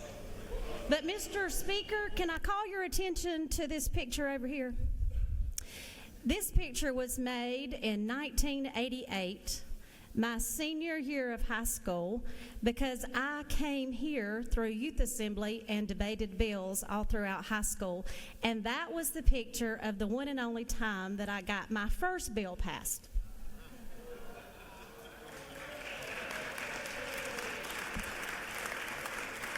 Thank you, Mr. Speaker. Good morning or good evening, whatever it is, this afternoon. I'm not even sure. It's been such a long day. I bring to you House Bill 262. I'll be quick.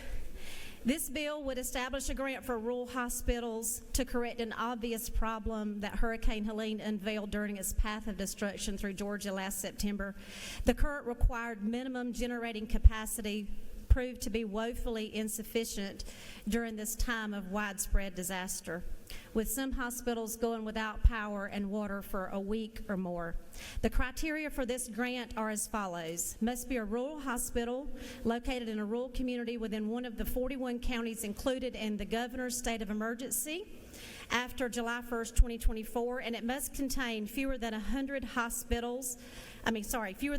beds located in those counties with a population of less than 50,000 residents. There are potentially 30 qualifying rural hospitals in those counties. The current financial state of these rural hospitals makes capital expenditures of increased generator capacity prohibitive. On a personal note,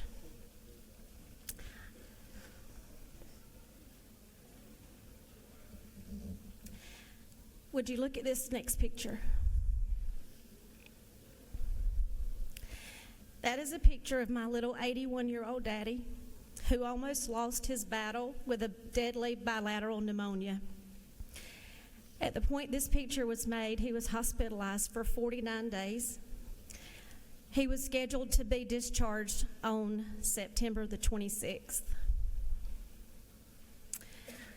Thankfully, the nurse at the hospital in Jeff Davis County said, I think that let's just see what this storm does before I send you home because you're oxygen dependent.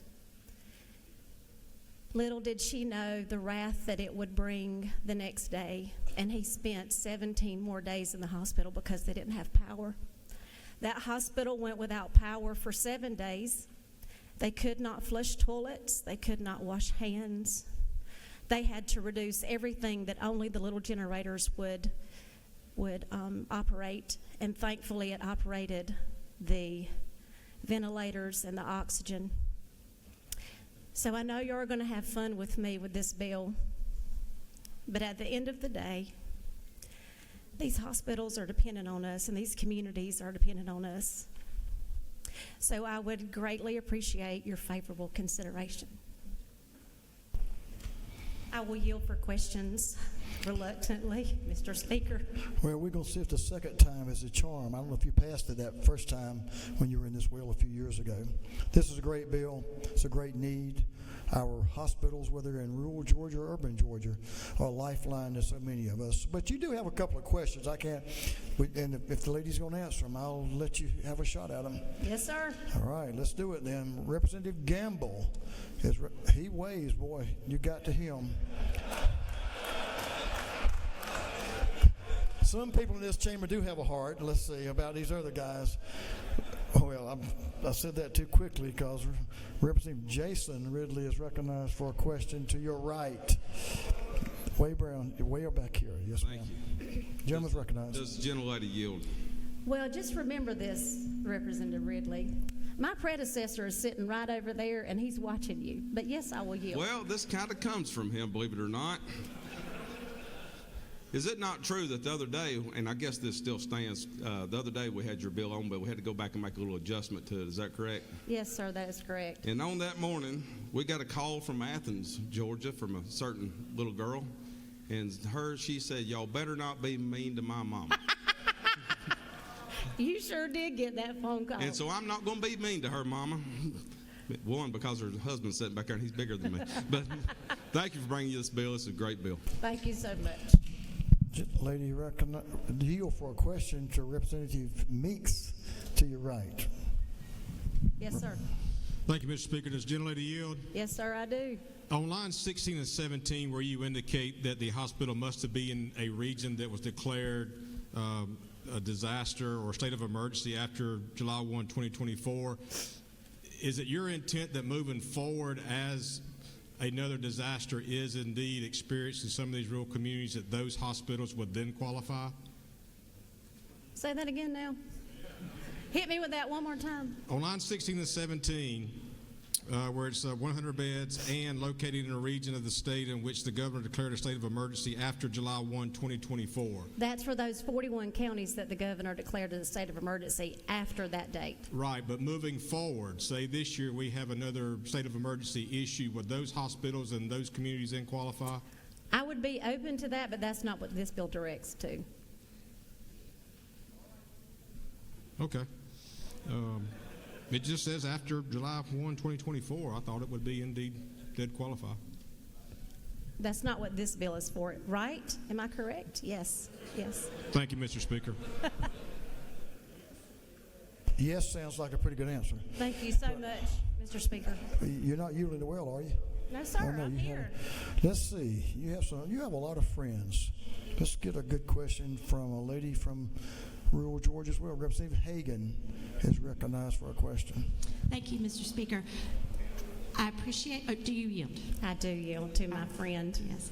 Thank you for all your hard work on this. We have had many conversations about what should be included and how this would best serve the communities that need it most. And I'm wondering if you considered putting nursing homes, including nursing homes, in this bill. I appreciate that question very much. I did consider it. It was brought to my attention. And I'm very tender to that because I had a grandmother that spent 7 years there, and my husband's grandmother spent many years there, so I am very sensitive to that. But specifically, when times of crisis hit, I watched these hospitals. Nursing home patients need to come to the hospital. We don't transfer patients from the hospital to the nursing home. So this is our first line of defense. And to that point, there were actually people who brought portable home oxygen that you recharge. They actually brought those to the hospital so that they could get charged up. So all that is ground zero. That is the point where everything starts, or the hospital. So thank you for that question. I appreciate that. I appreciate you bringing the bill. Just a couple more, if the lady will take one from Representative Sharper to your left, all the way in the back. Yes. All right, the gentleman and lady yield. Yes, sir. To my friend, I do. All right. There you go, my friend, and a good husband, a good friend of your husband as well. But I've been in the medical field for over 35 years now, and I'm glad she brought up the situation about the nursing homes. I think that's something that we need to look forward to in the future, because when you have a nursing home that goes down, or multiple nursing homes goes down, you don't have enough ambulances or anything, first responders, to be able to go, for one, to check on those patients, and also if they have to leave the nursing home and go to the hospital, That's a nightmare, especially when you have other emergencies going on. But I 100% support this bill, but I think in the future we need to also look at the nursing homes getting the same grants. And thank you so much. Thank you so much. I want to kind of piggyback off that. In addition to people, where I was in Coffee County, we have a cardiac cath lab. It was shut down because we could not operate it. There was not enough generating capacity to operate it. But over in Representative Werkheiser's district, one of his hospitals, they were in the same position that we were. Some of those machines are cryogenically cooled, and a machine cost $600,000. The deductible for it was $598,000. They were within 1 hour of losing that entire machine. 1 hour of losing that entire machine. So it's in addition to equipment, medication, more than people. Thank you so much. Representative Todd Jones is interested in asking you a question. Would you yield to Representative Jones? To your right. Yes, sir, I do. Thank you, Mr. Speaker. Does the gentlelady yield? I am going to regret this, but yes, sir, I do. We have a very important scientific question.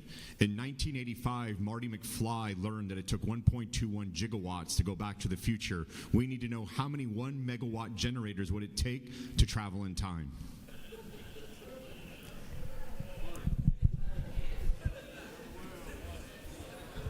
Mr. Speaker, I think that today is a good day since I heard that Terry England has stood up.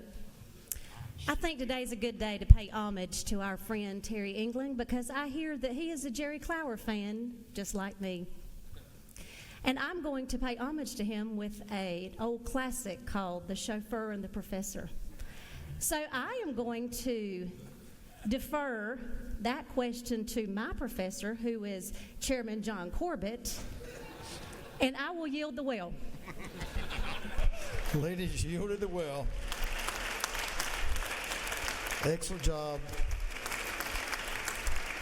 We appreciate you staying with us. And we do have a speaker on the bill.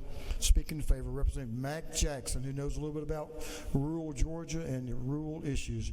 Representative Jackson, appreciate you speaking on the bill. The gentleman is recognized. Thank you, Mr. Speaker. Today I rise in support of House Bill 262. Hurricane Helene was possibly the most worst natural disaster in many of our lifetimes. The devastation and loss of lives, the loss of electricity was horrendous. The power outages necessitate the use of generators in most of our communities. It was a vital service not only in our homes but in our hospitals. And this legislation is a fix for critical access hospitals. But even though we're taking this necessary step, we must not forget our community health care centers, who played a vital role in the recovery efforts following the hurricane. They too need the necessary backup generators, especially in our rural communities. So while I support House Bill 262, I'm advocating for generators for our community health care centers too. Thank you, and I yield the well. The gentleman's yielded well. Yes, we have some more work to do in that area. That concludes our comments on House Bill 262. No further speakers. Is there any objection to the previous question being ordered? Hearing none, the previous question is ordered. Is any objection to adopting the committee substitute? Hearing none, the committee substitute is adopted. Is any objection to agreeing to the report of the committee, which was favorable to the passage of the bill? Hearing none, the report of the committee is agreed to. Shall this bill now pass? All in favor of the passage of the bill will vote yes. All those opposed will vote no. And Mr. Clerk, will you unlock the machine?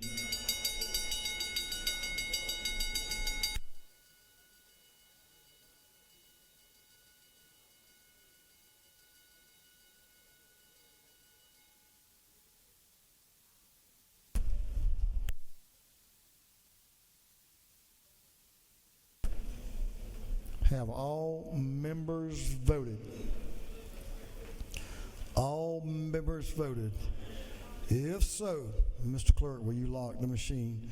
On the passage of House Bill 262, the yeas are 173, the nays are 0. This bill, having received the requisite constitutional majority, is therefore passed. Congratulations.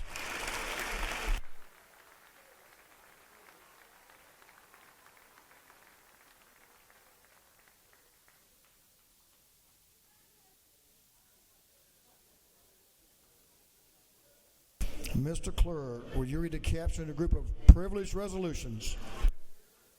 Commending the Georgia Minority Supplier Development Council upon its 50th anniversary, commending the Georgia peanut industry and recognizing March 4, 2025 as Georgia Peanut Day at the state capitol, congratulating and commending Michelle Calvo for receiving the 2025 Yellow Rose Nikki T. Randall Service Leadership Award, recognizing and commending Reverend Art Wilder upon the occasion of his retirement, recognizing and commending Catherine Fletcher for her service as chair of the Georgia Society of Certified Public Accountants, and for other purposes. That completes the reading of the privileged resolutions.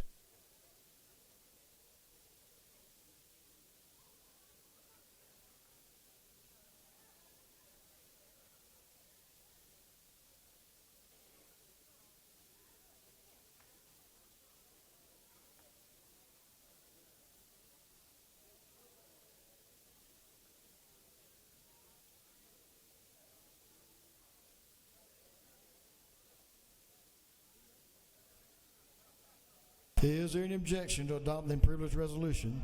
Hearing none, the resolutions are adopted. We'll move on to afternoon orders. Representative Hong, you're recognized for an afternoon order. Members, lady will hold up. Lady, if you will suspend just for a moment, Representative Hong.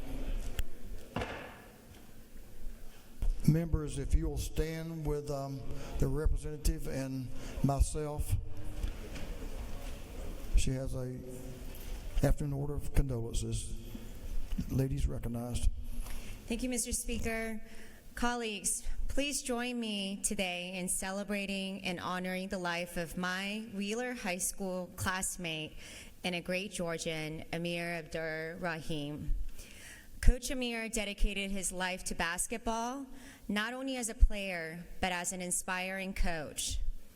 As a head coach of Kennesaw State University, he led the basketball team to the program's first NCAA tournament appearance in 2023. He inspired countless individuals and truly wanted the best for his student athletes, not only on the basketball court, but in life. I still remember always looking up to him when we were in high school, not only because he was so much taller than me, but because he was a leader. Before his passing in October of last year, he was the head coach of the University of South Florida, where he emphasized integrity and community engagement. He was a loving husband to his wife, a dedicated father to their 3 children, and shared his love for basketball with his brother, Sharif Abdur Rahim. He left us too young, but his legacy lives on. He will continue to be honored through initiatives such as the Love Wins Classic. I'm proud to present a resolution honoring him, and if you can join me in a moment of silence.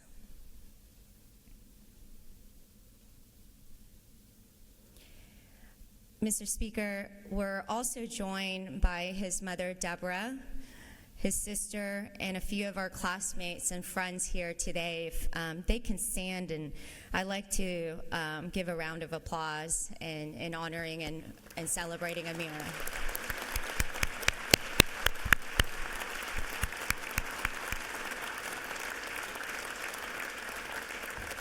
Thank you, Mr. Speaker, and I yield the well. Members, if you remain standing. To the family, thank you for being here. Life ended way too soon. What an outstanding gentleman.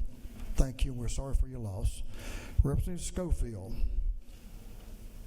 is recognized for a remembrance. Members, if you'll remain standing. And she has some friends with her. Representative Schofield.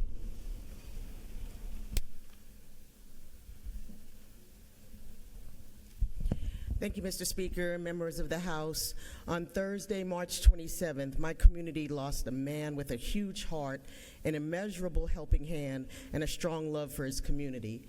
Mr. Maurice Davis was the owner of JMR Tire Shop in Southeast Atlanta. He was gunned down by a man he employed, a person he was helping turn his life around in the right direction. Tragically, he was murdered in front of his own son, who also worked with him. Maurice was always extending an olive branch to help others.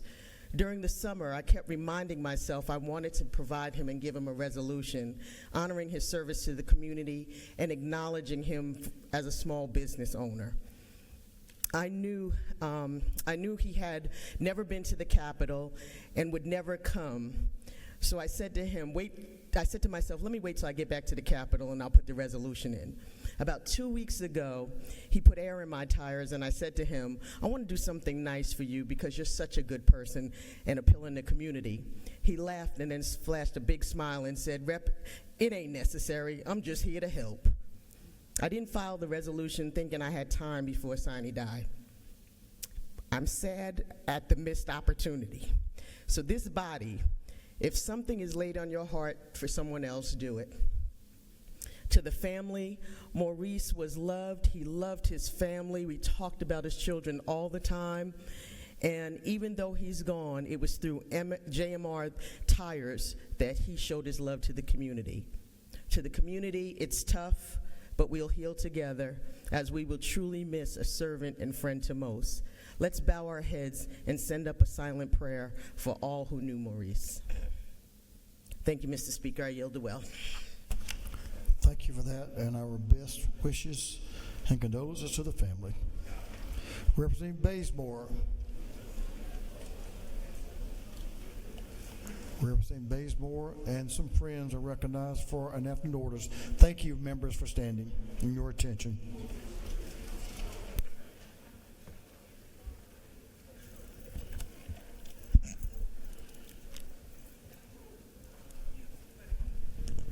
Thank you, Mr. Speaker. Just a reminder, we had this invitation some time ago, but then the ice and snow decided we had to cancel and get another day for this. So I'm reminding you all that you are invited to the Ramadan Iftar dinner honoring Georgia's legislators and leaders. And that's going to be tomorrow at 5 p.m. Program starts at 5:30 down in the Blue Room at the Freight Depot. So please come and enjoy. Thank you, Mr. Speaker. I yield the will. Thank you. That concludes our afternoon orders. We have a couple of motions. For what purpose is Representative Cooper rise? Thank you, Mr. Speaker. I move that the rules be temporarily suspended so that a bill may be read for the first time and assigned to committee. Mr. Clerk, will you read the caption?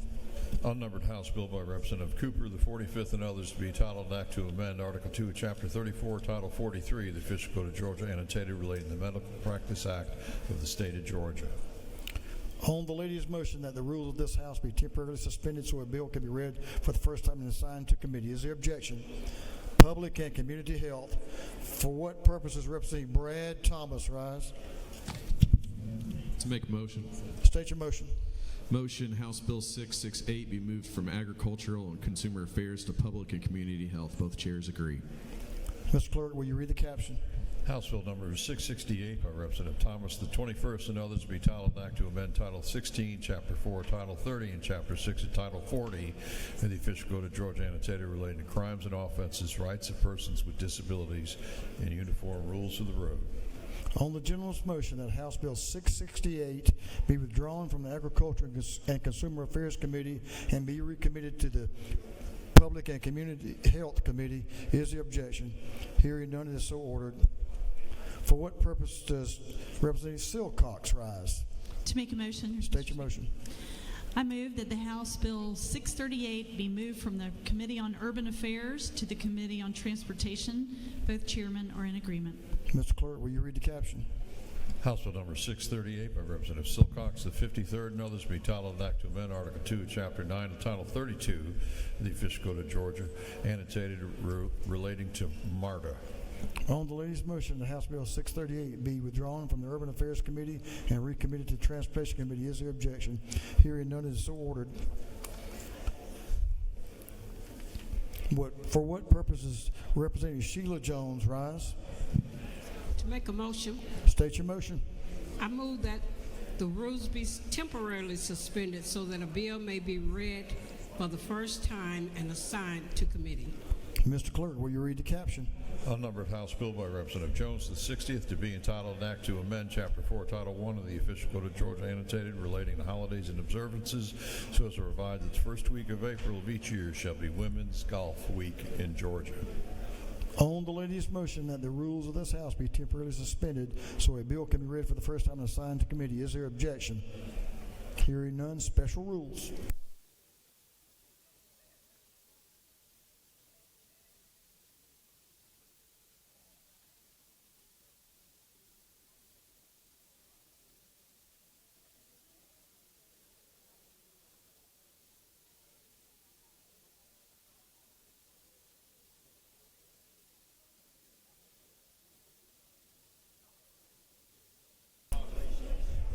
Yes.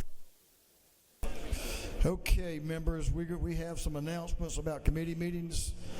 I'm going to suggest to the